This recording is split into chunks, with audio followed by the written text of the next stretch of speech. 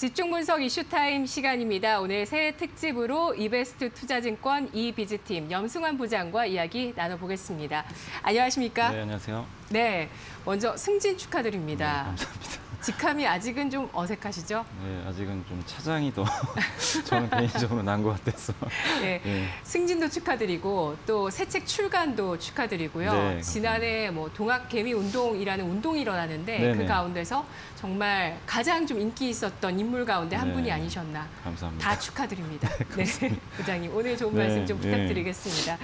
먼저 올해 시장 전략을 세우는데 가장 중요한 변수는 뭐가 있을까요?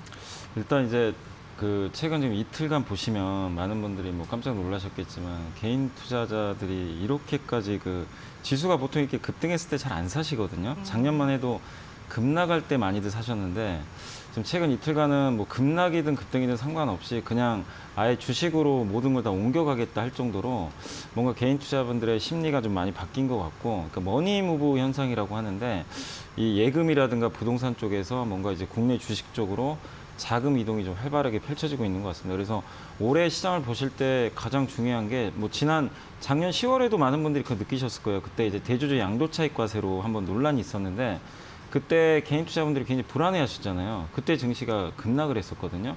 그러니까 마찬가지로 올해도 이 개인 투자분들의 심리가 굉장히 전 중요하다고 좀 보고 있습니다. 왜냐하면 작년도 증시를 2배 이상, 그러니까 저점 대비 2배 가까이 올린데 외국인도 기관도 아니고 주인공이 그 동학개미 개인 투자자였거든요. 근데 지금 연초부터 지금 똑같은 모습이 펼쳐지고 있습니다. 그래서 올해도 개인 투자자의 심리가 주식 쪽으로 계속 쏠림이 나오는지 한번 좀 지켜보시고, 그 다음에 두 번째 체크 포인트가 이제 물가예요. 물가가 지금 오를수록 어쨌든 이제 금리, 오늘 뭐 애틀랜타 연은 총재 같은 경우는 뭐 하반기에 테이퍼링, 그러니까 이제 그 채권 매입이라든가 양적 완화를 약간 줄이는 거죠. 그런 걸 또 가능하다라는 그런 또 발언도 했더라고요. 그러니까 네. 이게 결국엔 물가가 안 오르면, 크게 안 오르면, 목표치를 달성 안 하면 어차피 테이퍼링 가능성은 높지 않습니다. 근데 만약에 하반기에 예를 들어서 뭐 서로 너도 나도 이제 마스크를 벗고 비행기를 만약에 탄다면 네. 비행기 티켓 값이 엄청나게 급등할 수도 있거든요. 그럼 네. 물가에 자극을 주니까 그런 것들 때문에 하반기에 혹시라도 물가가 너무 올라가면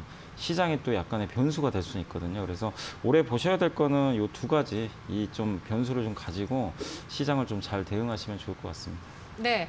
나비 효과라고 하죠. 간밤에 애틀랜타 연은 총재의 하반기 테이퍼링 가능성 발언 네. 잘 좀 지켜봐야 되겠습니다. 다른 우리 특집을 통해서 이런 의견들 많이 여쭤봤었을 때 금리나 뭐 코로나나 백신 이야기 많이 하셨는데 딱 두 가지 또 새로운 시각을 봅니다. 개인의 네. 투자 심리와 또 물가 상승의 속도, 올해 시장 전략에 상당히 중요하다고 봐주셨고요. 지금 시장 정말 강세장입니다. 네. 이런 강세장의 중요한 건 주도주 아니겠습니까? 사상 최고가를 달리는 코스피, 또 1000포인트를 넘보고 있는 코스닥, 올해 시장의 주도주는 누구라고 보십니까? 그러니까 작년에 주도주가 올해도 계속 이어질 것 같고, 그 외에 한두 개가 좀 더 추가가 될 것 같아요, 제가 봤을 땐. 그래서 일단 성장주 쪽에서는 일단 뭐 많이들 아시겠지만 반도체를 빼놓을 수는 없고요. 오늘도 보니까 새벽에 미국의 마이크론이 또 급등을 했던데 미국의 반도체 지수도 지금 굉장히 좋은 상황인데, 이 반도체 쪽에서 지금 상당히 좀 좋을 수밖에 없는 게 지금 이제 반도체 뭐 쇼티지라고 그러죠. 공급이 너무나 부족합니다. 그러니까 중국 기업들은 아예 미국의 제재로 지금 차단을 당하고 있고, 한국과 어떻게 보면 대만 기업들 위주로만 이제 반도체 생산이 되는데 수요는 너무나 많습니다. 거기에 이제 자동차도 PC가 되고 있어요, 어떻게 보면. 네. 그러면 거기에 반도체도 엄청나게 들어가게 됩니다. 그러니까 과거와 다른 이제 수요가 생기기 때문에 그런 면에서 올해도 반도체는 좋을 것 같고, 그리고 친환경차 뭐 당연히 2차 전지 좋을 수밖에 없는데, 어제 한 또 증권사에서 여전히 우리나라 배터리 3사 싸다라는 그런 보고서가 나왔더라고요. 그러니까 거기 제가 잠깐 내용을 읽어보니까 LG화학 최대 190만 원도 가능하다. 그러니까 그냥 같이 비교를 한 거예요. CATL하고 비교를 네. 해봤을 때. 작년부터 그 비교는 계속되더라고요. 근데 예. 이제 물론 절대 비교는 그러니까 어려운 게 CATL은 중국의 보조금 지원을 받아요. 그래서 예. 당연히 더 높은 펄을 받아야 되겠지만 우리 LG화학이 거의 대등하거든요, 생산량은. 근데 너무나 절반도 안 돼요, 지금 시총이.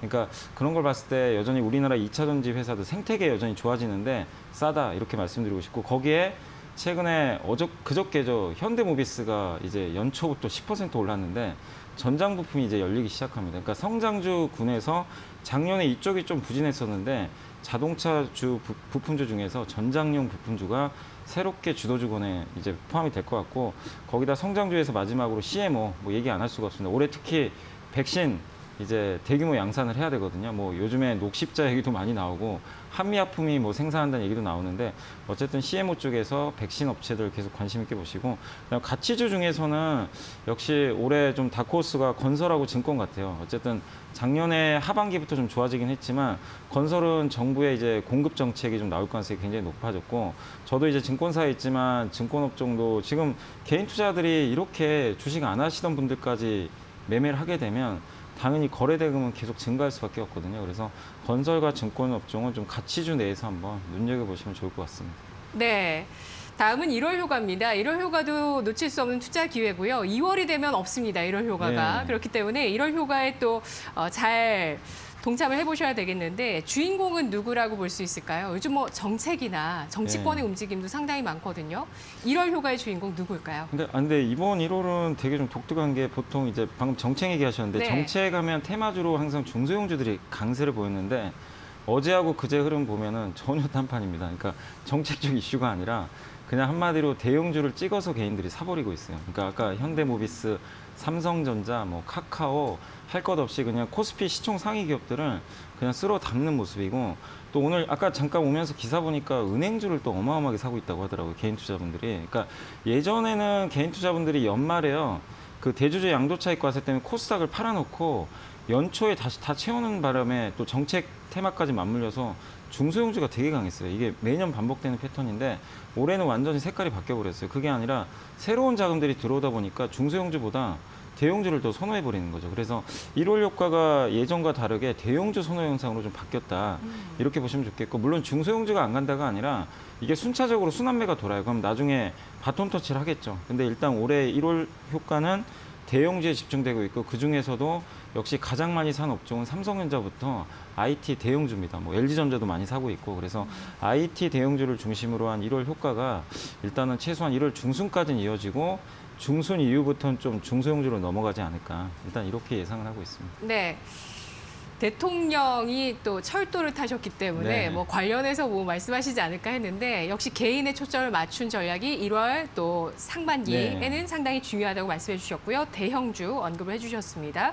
성장주 대 가치주의 대결이 이어질까요? 뭐 작년 같은 경우는 사실 대결이라기보다는 일정 부분 또 키 맞추기가 있었고 네. 그게 또 대결이 될 수도 있지만 네. 올해는 누가 주도를 할까요? 일단 사실 저는 뭐 이런 질문을 작년에도 많이 받았는데 네. 뭐 이런 거 아무 의미가 없는 것 같다. 나쁜 사실 질문인가요? 아니 그러니까 성장주 가치주가 예. 의미가 없는 게 네네. 사실은 가치주 중에서도 성장주가 되는 거고 성장주였다가 가치주로 변할 수도 있는 거예요. SK텔레콤이 대표적이잖아요. 예전에 성장주였는데 이제 통신을 누구나 이제 그 LTE 쓰게 되면서 가치주로 바뀌어 버렸죠. 그래서 우리가 투자를 해야 될 건 사실은 가치주에서 성장주가 되는 걸 하셔야 돼요. 어차피 시장이 원하는 건 성장주가 맞는데 무조건 지금 성장주가 좋다 가치주보다도 그 어떤 성격이 바뀌는 종목들 잘 보시면 좋겠고 저는 뭐 어쨌든 성장주 가치주 다 좋게 봅니다. 올해 뭐 유동성 장세라고 보고 있기 때문에 근데 그 안에서 탑픽은 일단 아까도 말씀드렸지만 전장 부품주, 자동차 부품주가 원래 가치주 성격이었어요. 그래서 작년에 되게 부진했거든요. 근데 갑자기 성장이라는 이 플러스 알파가 생겨버렸어요. LG전자가 가치주잖아요. 근데 갑자기 전장 부품 한다고 하면서 성장주로 변신을 하니까 PER 20배, 30배로 좀 받아버리는. 그러니까 현대모비스도 지금 마찬가지 좀 케이스가 될 것 같아요. 그래서 이 전장 부품 쪽에서 현대모비스가 올해 좀 그러한 좀 섹터의 주인공이 될 것 같아서 이런 기업들 여러 개 있습니다. 그래서 한번 좀 잘 찾아보시면 좋을 것 같습니다. 네, 아직 숨겨져 있습니다. 가치주에서 성장주로 옮겨갈 수 있는 그러한 종목, 예를 들어 LG전자와 현대모비스 그 외에도 있다라고 말씀을 해주셨는데요. 그러면 이 질문은 어떨까요? 빅사이클 대 턴어라운드. 어느 쪽이 유망한가? 최근에 콘텐츠주 보면은 적자였는데 이제 내년에 굉장히 잠재력이 네. 커진다 해서 엄청나게 급등을 했었거든요. 네. 그러니까 방금 이제 앵커님 네. 말씀대로 그 컨텐츠 기업들이 이제 구조적으로 성장한 빅사이클에 놓여 있어요. 사실 우리가 넷플릭스를 엄청난 플랫폼 독점 기업으로 알고 있는데 한국에는 그런 기업들이 없다고 말씀드리지만 넷플릭스가 이렇게 성장할 수밖에 없는 배경 중에 하나가 스튜디오 드래곤 같은 아시아에서 드라마를 만드는 회사들이 있기 때문이거든요. 근데 그전에는 가치평가를 제대로 못 받았는데 이제 이쪽 시장이 커지니까 K 컨텐츠형 기업들이 이제 빅사이클에 어떻게 보면 이제 본격적으로 올라타기 시작을 한 거죠. 또 그것뿐만 아니라 지금 시대가 이제 3차 산업혁명에서 얘기를 많이 들으셨어요. 4차 산업혁명으로 넘어가는데 4차 산업혁명의 특징은 데이터입니다. 이 테슬라가 왜 이렇게 고포를 받겠습니까? 지금 돈도 많이 못 버는데 자동차 생산 대수도 뭐 토요타랑 비교하면 아주 초라할 정도예요. 근데 그 기업이 토요타에 지금 시가총액 한 3-4배 받잖아요. 그 이유 중에 하나가 결국 데이터거든요. 이 어떻게 보면 테슬라 타시고 다니시는 분들이 주행을 할 때 그 모든 데이터가 다 오토파일럿에서 장착이 돼가지고 그 테슬라가 그런 것들은 모두 다 이제 그 취합을 해가지고 이번에 자율주행 시스템도 만든 것처럼 데이터를 독점한 기업들이 지금 시대에 어떤 위너가 될 수밖에 없어요. 그게 테슬라고 우리 한국에도 그런 기업들이 좀 되게 많습니다. 빅데이터를 활용한 그런 기업들 대표적인 게 사실 카카오 같은 기업들 아닙니까? 여러분들이 매일 결제하시는 그런 것들, 그런 데이터들이 쌓이는 거거든요. 그래서 이런 것들이 빅사이클이기 때문에 데이터와 연결된 산업이 뭔지 한번 공부를 해보세요. 이게 바로 빅사이클이고 그다음에 턴어라운드는 작년에 안 좋았는데 역시 올해 좋아지는 그런 어떤 회사들 위주로 좀 보시면 좋을 것 같은데 아까 말씀드린 전장 부품 회사들도 마찬가지 개념이 될 것 같고 건설업종도 마찬가지가 되겠죠. 올해 이제 위가 열리는 뭐 섹터가 좀 될 수밖에 없는 것 같고 그다음 뭐 제지주도 있을 수가 있고 뭐 시멘트주들도 있을 수가 있고 되게 찾아보면 턴어라운드형 기업들도 되게 많습니다. 그리고 대표적인 게 이제 마스크를 딱 벗을 거 아니에요.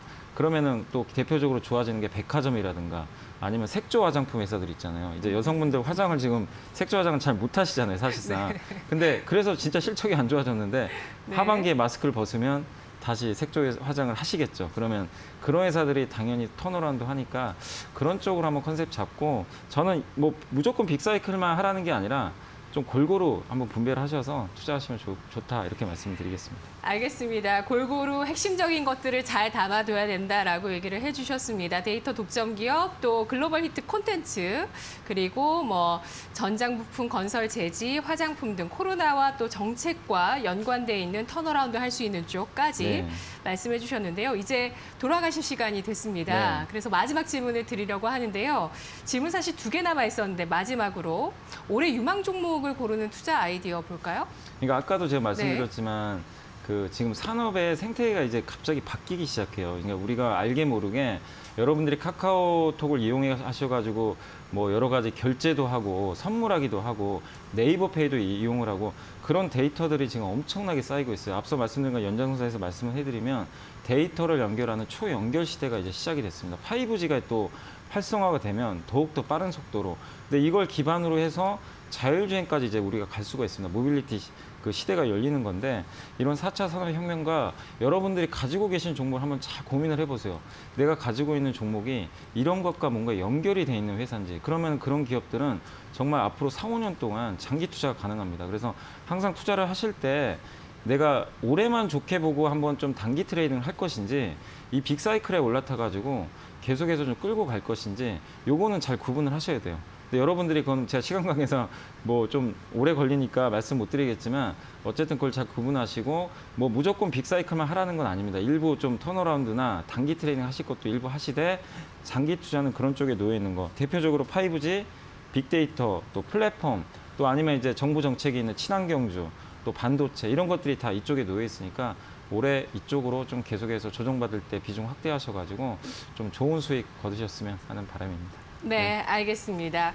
자, 요즘 뭐 잠을 줄여가면서 또 많은 투자 연구를 하고 계실 분이셨는데요. 오늘 염승환 부장님과 함께 올해 시장 전략 확인을 해봤습니다. 오늘 말씀 잘 들었습니다. 네, 감사합니다. 고맙습니다.